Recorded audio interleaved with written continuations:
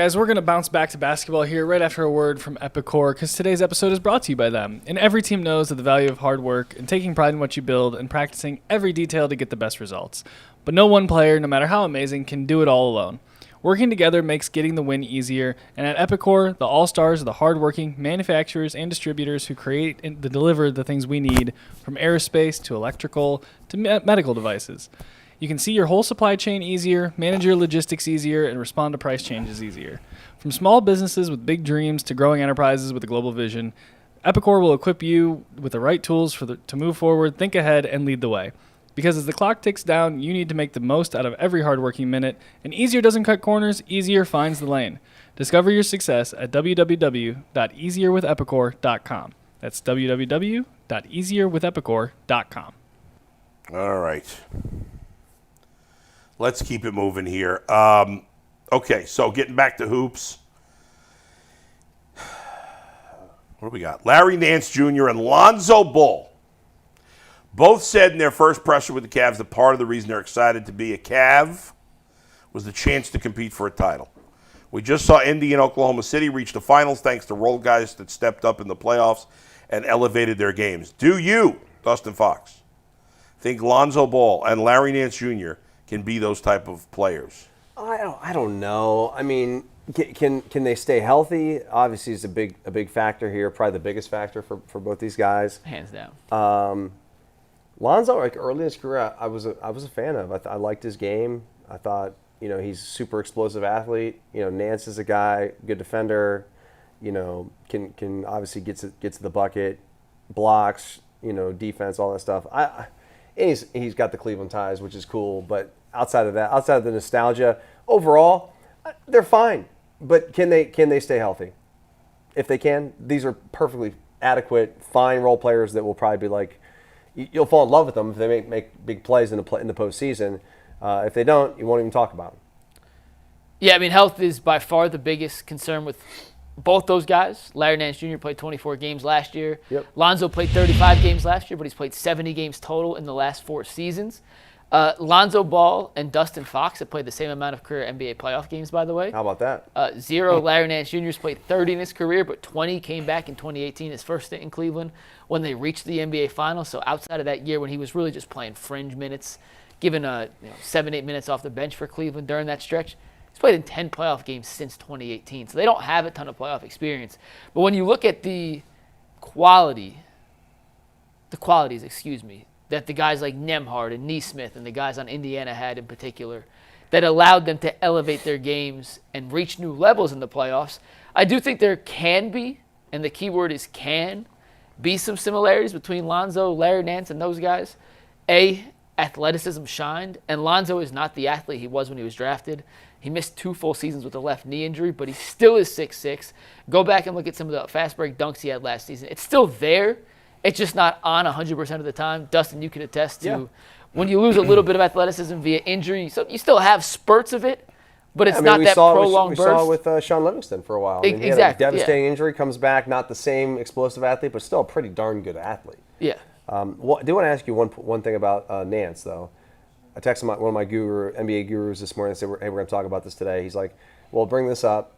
You'll probably be all over this. Nance apparently has improved his corner 3. Awesome from the corner. And threes overall, which can certainly help. TA? Yeah. No, not TA. Well, it's in the group with TA, but not TA. TA put a great stat out there. Shout out to TA. Does a great job. Follow him on Twitter. But in games of the last 2 seasons that Larry Nance has taken at least 4 threes, so games which he actually has real volume, shooting 50% from beyond the arc. That. He finished in the top 10 percentile in overall threes, corner threes, and above the break threes, according to Cleaning the Glass, in terms of the overall big man spectrum. But back to the Lonzo point and the Larry point, like, can they be playoff risers? More than anything, you have to have the mentality not to shrink in those moments, right? It's less of guys rising, and I think it's more of an issue of guys cratering and not being ready for the moment. Lonzo Ball's been in the spotlight since he was like 14 years old. He played with LaMelo and LiAngelo, and his dad coached. And Onyeka Okongwu, the center for the Hawks, was also on that high school team at Chino Hills. And his dad's a lunatic. And his dad's LeVar. He's been in the spotlight his entire career. Where's his dad been, by the way? I haven't heard from him in 5 years. He was on ESPN Radio the other day. I told Steve we should try and get him. It's the first time and he lost a foot, by the way. I knew that. Oh, does he have diabetes? He had some sort of medical something condition. medical. I We don't had to know. amputate his He foot. was such a dick. We interviewed him. Oh, yeah. Remember that? Yeah, guys had he him on? was. Racist some gun. Taking shots at white people in slow feet. I don't even remember that Oh, I was part. pissed. I was pissed Yeah. because I was like telling him like, hey, I'm a white guy, and he's like, whatever. Anyway, He this said was, like, he 10 said he years could beat ago. Michael Jordan in one-on-one. The so, guy's like, a lunatic. yeah. But And then I don't think obviously he's scared. Larry, Yeah. Larry Nance's dad played in the NBA.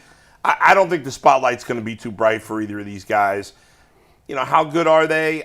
They're both kind of limited players. It's not like they're multi-dimensional No. players. We're grasping at straws. I said this yesterday when we're looking at second-round picks to save the day, and G lost his mind. That was by the way, I went back and rewatched that Yeah. whole segment. If you didn't, it's like 12 minutes. It's worth. Okay. Bull made a point that was perfectly reasonable, and G must have thought he heard something different and went on this whole diatribe for like 4 minutes, Yeah. giving Wait, is it examples. Garrett heard something he thought he heard? Examples of That players. never happened before. And then he Not makes at a all. point that was completely parallel to what Bull said, and there was no intersection whatsoever. It was hysterical. I just wanted to mention it's worth re-listening because it was I just hysterical. think, we're looking for something to get us excited following the disappointment. Yes. And I think myself and some of people, maybe we've gone too far. It felt over. It felt like to me when they lost that series, it's over, that this group can't win and that I've given up on them. And that's probably stupid and unfair because there have been times where a team has fallen on their face a number of years in the playoffs and bounced back and then eventually won a championship. Now, people have brought up the Celtics as an example because they stuck, but They had a lot more success. I don't think they had a lot more success. They went further in the playoffs, and each time when they finally won the championship, they had made significant changes to the roster, not to their top two players, but significant changes to the roster, and so, and their two best players are just different types of players as the Cavs' two best players too. They don't have a small guy like Donovan Mitchell. They have a traditional wing player. Two of them. Two, right. And so even if you say, well, maybe Tatum and Brown aren't that much better than Mitchell and Mobley, they're different types of players. And so to me, the only hope of them winning a championship is to make a significant move outside of those two guys, which they haven't done. You're down to tier 3 of the team is where you're making changes now. I thought you needed to make changes in tier 2. That's what Boston did. Mm-hmm. They made significant changes to their tier 2, and that eventually led to them winning a championship. And I don't know. I mean, where's the example of a team that's been this bad in the postseason for, I'll say 4 years in a row. It's 4, right? Or is it 3? It's if you want to include the play-in. It's Well, why 4. wouldn't you call? They made the playoffs and they fell on their face. It's been 3 years with Donovan. Yeah, exactly. 3 years with Donovan. I counted as 3. So 3 years. And it's been, they haven't gotten past the second round. They haven't even been in a second round series. Yep. They were in 2 of them, but not when I say in, I mean It wasn't had frankly, a real chance to wasn't win. frankly competitive. Right. So Competitive enough. what's the team that did not make a significant change to tier 1 or tier 2 and then won a championship after being a bust the first 3 years? Do we have an example? 3 years, I don't know. We did the OKC comparison Yeah. in the past where their one move last year was swapping Giddey for Caruso, which was a tier 3 move. Yeah. And they ended up winning the championship this year, but they didn't have the same. They had 1 years. year of busting in the playoffs. 1 year busting as the 1 seed, but Yeah. they had lost in the playoffs in the first round 2 years in a row. Right. And then broke through. Or first round exit, upset in the second round as the Right. 1 seed, then win the championship this year. And that's their one. Right. franchise. They did it in year 3 for the Cavs. Not the 3 year runway. Right, I don't know right, off the top right. of the head if there's 3. I do think though, gigantic if, Bull, and it's the health of Lonzo. Gigantic if, because once again he's played 70 games in 4 years. The good Yeah. news is he missed those 2 full seasons with a left knee injury. The games he missed last year was a wrist injury. So the knee, he said, and when he talked to the media this week, the knee feels good. That's all cleared up. The wrist was a weird freak, landed weird last year. All clear. But the thing that kept him out for 2 full seasons, that is, according to all reports, healed up. He's going to be your you're not going to watch the regular season. So, Dustin, I'll talk to you. Okay. He's going to end up being that. your favorite Cav this year, I'm telling you. You think so? He plays a style of basketball that is fast, that is exciting. He's a pass-first, old-school kind of point guard. Bull, you know when you were asking earlier, would the Cavs be better with a traditional point guard? And you're like, should they trade for Chris Paul? And I was like, well, Chris Paul is 97 years old. That doesn't make sense. But the theory of a traditional point guard, that is what Lonzo Ball can bring to this team. And there's going to be a lineup. I'm not sure when Kenny's going to pull this out. But it's going to be Darius, Donovan, Lonzo, DeAndre Hunter, and Evan Mobley. And that lineup's going to be fun as hell. Will it work? I don't know yet. Maybe not. Like, it may be too small in the backcourt without enough front court size if Lonzo's your third biggest guy. But he's going to bring a different style, a different energy, and his passiveness, and I don't even mean that in a bad, look at some of these passes, just absolute dots. But his passiveness is going to lead to Evan Mobley being more aggressive because he has to be. And the more I think about it, the more switching him for Ty Jerome, whether that was the right move or not, regardless, just that swap on the second unit, it's going to force Evan Mobley to become more aggressive and become more of that offensive, assertive guy the Cavs need him to be to win at the highest of levels. If he's capable of it. If he's capable of it, fair. But it's going to be force-fed into him. And if it doesn't happen this year, Bull, this is it. This is it. I will start to sell my Evan Mobley stock that I've been hoarding. I don't even know that you need to sell the stock. I mean, even if he is what he is now, that's still a very good player. I mean, sell but it it's as not enough. The player he is now is a very good player, but it's not enough to be. He's not good enough to be the best player on a championship team. He's a 2 right now on a championship team. Right. He has to be a 1. Well, we don't even know that. We don't even know if you could win with him as a 2. Fair. I mean, because you can't win with him as a 2 right now because the Cavs haven't got past the second round. I would really argue that he was their 3rd best player this past season. No? Who was better? Darius? I mean, they certainly go to him 3rd on offense. Yeah, but that doesn't overall. I mean, Mobley was the DPOY. Yeah. But is he really the best defensive player in the league? No, Wemby is. Yeah. And Wemby will be every year until he retires. Yeah. Outside of Wemby, yeah, there are legitimate cases to be made. He's a better defensive player than Lou Dort. I'm trying to think of a football compare. Well, you have to compare because it's Defensive Player of the Year. No, but that's what makes Jason's talked about that award being the hardest to vote on. Yeah. Because what a guard does versus what a big does, from a defensive standpoint, are totally different. As a big, and I could go back, and if you want, when I get back from it, I'll look it up.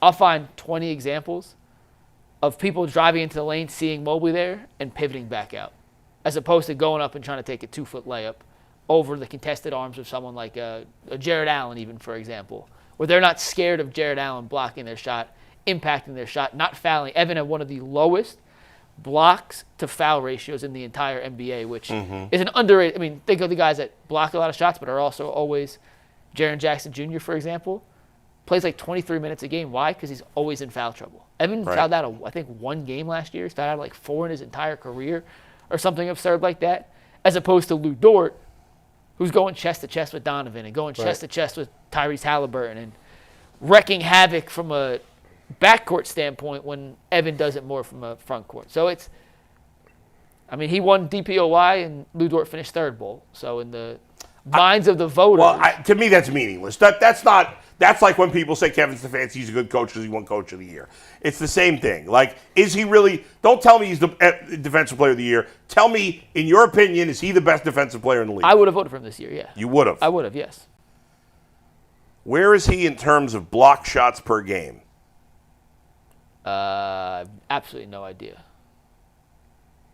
But block shots and steals by themselves, I don't think are the greatest. I'm looking for an answer because I have to believe that, and this is an insult to those who vote on the NBA Defensive Player of the Year. I apologize. No, I don't, because I believe this, so I'm not going to apologize for it. I don't think any serious research is done as to who should be the defensive player. Now, I don't know the answer. I think that's way overstating. I bet you there's a lot of guys that just, the narrative is that Evan Mobley's Defensive Player of the Year or this guy's Defensive Player. So no, but it was close this year. Like it wasn't a runaway. Okay, Evan Mobley finished 6th in block shots, by the way. Yeah, that's about. How many games do you have to play to be eligible to win the award? 65. All right, so So the guys with more blocks per game than him that played 65 games or more. Trying to find the full ballot. Miles Turner, Brook Lopez, and Donovan Clingan. Are those guys? Is Miles Turner better than Evan Mobley defensively? Not even close. No. How does he get so many block shots, by the way? He's a big guy. Hangs by the rim. Isn't asked to do as much. So who do you think is the best? Was Lou Dort a good question? Yeah, Lou Dort, I think, is the best perimeter defender in basketball right now. Who affects winning more? Lou Dort for the Thunder, defensively, or Evan Mobley in the Cavs? This is not even an Evan Mobley stink. I'm thinking. I'm just wanting to know more. I want to learn here. Because I think what we do now with the NFL defensive, I think the NBA Defensive Player of the Year has become pretty much the NFL Defensive Player of the Year. We just give it to the guy with the most sacks. So we give it to the guy who's the big guy. Mobley doesn't have the best stats, and that's why I think it even gives a little more credence. By the way, Defensive Player of the Year votes. First place votes. Yeah. Mobley got 35 this year. Right. Dyson Daniels of Atlanta, who finished second, had 25. Yeah. Draymond, who finished third, had 15. And Should Draymond have even been there? Is that a fraudulent vote because he was talking about it? I think that plays a role in it. Yeah. The second half of the season after they got Jimmy Butler, their defense completely changed. Yeah. Draymond and his ability to switch and his rim returns are awesome. Lou Dort, by the way, got 11 first-place votes, finished fourth in the All-NBA defensive voting. So, there's 100 first-place votes. Evan got 35 and 1. So it wasn't like it was a narrative, Evan's DPOY. All right, fair enough. That's fair. It was, in total points, it was 285 to 197 in the overall voting. I guess, maybe I don't watch it close enough because I feel like I used to notice, and I guess, I was going to say that I don't notice the impact on defense from Evan Mobley like I did from great defensive players in the past. But I think the reason for that is because guys there's no battles at the rim anymore in terms of big guys. We don't really see that a lot. He's not playing post-up defense in the same way. I'm like, he can't play post-up defense, but you're not going to watch the regular season, but you will watch the Summer League. I absolutely will not watch a minute of Summer League. But how about that comeback by the Lakers last night? In Summer League? Yeah, I added on randomly because I got home from a late tennis match at 11:30. They were down I want to say they were down 14 points or something with 5 to go, and they won. Bronny playing in that? He is. No. Oh, no, he's playing the Vegas one. Dalton Connect had 25 points last night. We'll sit down. We'll pick one game to watch next year, Bull. Yeah. And we'll watch Evan Mobley, specifically on the defensive end of the court. And I will point out certain situations where if it wasn't Evan, if you were to swap Evan with a league average defensive player, what I think the offensive player would do in that situation. Because to your point, he doesn't have that highlight reel of blocks each season like Wemby does where it comes from behind. But he's a really good big man guarding guards on the perimeter, which plays a big factor. Yeah. He doesn't get blown by a whole ton. Right. He's good at protecting the rim, and guys often drive in and pivot out because he's there in ways that there's not a traditional box score stat that says 4 guys drove in and then swooped out. He's in the right house spot a lot of times. That, once again, I think it's an impossible award to vote on because what Lou Dort does and what Evan Mobley does, they're really hard to compare. It's not necessarily apples to apples. I think when you look at Evan Mobley's game, we've talked a lot about, he needs to be more aggressive. He needs to get the ball more. He needs to call for the ball more. I think there's the other part of his game that I think is not good enough is when he plays against the other top big guys, he doesn't he's not strong enough to battle those guys. I feel like I feel like he is every time I see him with the ball in his hands or whatever, it's get in the weight room, man. And yes, he's gotten stronger over the last couple of years, but I still feel like it's not good enough. Well, he's got to put on 10 more pounds in muscle at least. Yeah, he's too. I don't know. He just turned 24, sometimes. so he's still. Yeah, getting there. Listen, I get it. I'm being overly critical of Evan.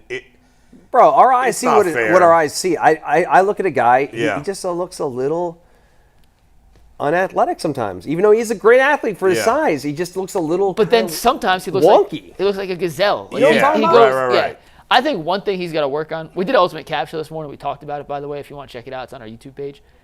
Evan improving his handle and tightening up his ability to take guys off the dribble is more important than almost any other facet of his game this summer. Like, Yeah, G talked about that he yesterday. has to get better with his handle. He looks like he's going to lose the ball all the time. Yes. And he Yeah. does it a lot. Like, Yeah. it works more often than not, but he really has to be able to be Right. a pressure release valve for Donovan and Darius Yeah. to initiate some more offense. And that's tricky when you're that big. I mean, it's Yeah. hard when Yeah. you're that big to have a great handle. And I go to Giannis, because he's not Giannis, but I'm going to Yeah. Giannis, when he came into the league skinny, was more fluid. As he got bigger, Yeah. he became more powerful, Yeah. but a little less like shifty in a way. Yeah. But because he became such a gigantic, chiseled out of marble, like physical, imposing force, guys can't stay in front of him. Yeah, and that's what Evan Mobley needs to do. no? Evan will never be Giannis in that Well, sense. why couldn't he? Giannis came to America. I read his biography, Yeah. so I'm being dead. Yeah. He came to America malnourished. And as soon as he started eating, he blew up. Yeah, okay. I just don't think Evan is not malnourished. Like Giannis legitimately was malnourished when he came to America. And he put on like 40 pounds in a year the first time he ever ate enough food to actually like allow his body to replenish and build muscle. He could be stronger. He'll never be Giannis, but he can get stronger. And if he can get stronger, a lot of the other stuff that we have issues with Evan Mobley, I think will fall into place. And if he could use an improved dribble with a little more power to put his shoulder into defenders and put them on the defensive and allow him to be more reactionary to what they're doing to score easier, that's why I do believe the sky's the limit for a player like that. This year, it has to happen. And when Donovan, and we'll move on because I know we got this last thing to say. When Donovan's on that podcast, we talked about it Monday, saying, Evan, if we don't give you the ball, get on our ass. Like, we need you to take 20, 25 shots a game in certain nights. Like, that's the organization's top people telling Evan, like, it has to happen. We need you to do this. And if you have that runway to take that next step and you don't, then it's fair to say it's just not going to happen the way we thought it could. Right. So I got this year. Like, this year, it's all on Evan. Like, this whole Cavs season hinges on the shoulders of Evan Mobley.